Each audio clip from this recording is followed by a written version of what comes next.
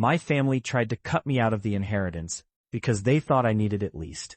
They were wrong about why I didn't fight back. When my grandmother passed away, the family gathered like it always does after a death. Too much food, too many opinions, and eventually, too much interest in money. My grandmother was careful with her finances.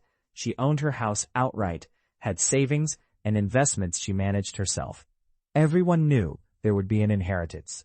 Everyone assumed they deserved the biggest piece.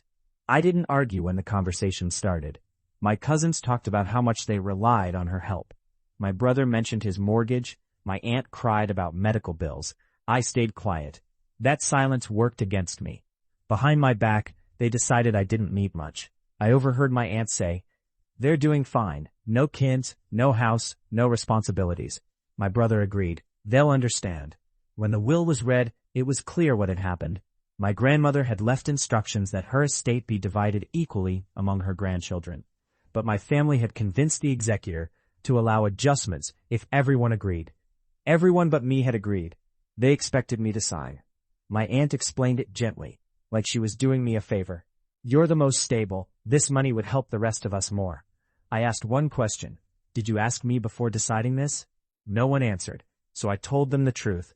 I explained that I didn't rely on the inheritance because I didn't need it, that I had savings, investments, more than enough to live comfortably for the rest of my life. I showed them proof, not to brag, just to end the argument. The room shifted instantly.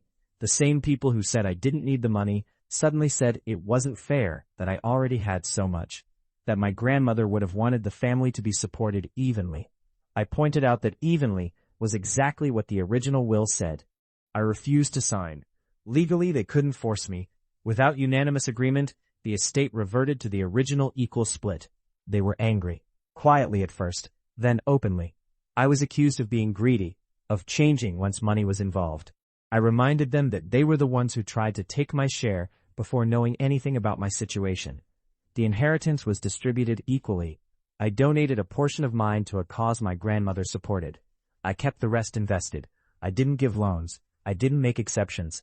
Family gatherings are smaller now. Some people don't call anymore. Others are polite but distant. But no one talks about redistributing what isn't theirs. And for the first time, I know my grandmother's wishes were followed exactly as she intended, even if my family wasn't happy about it.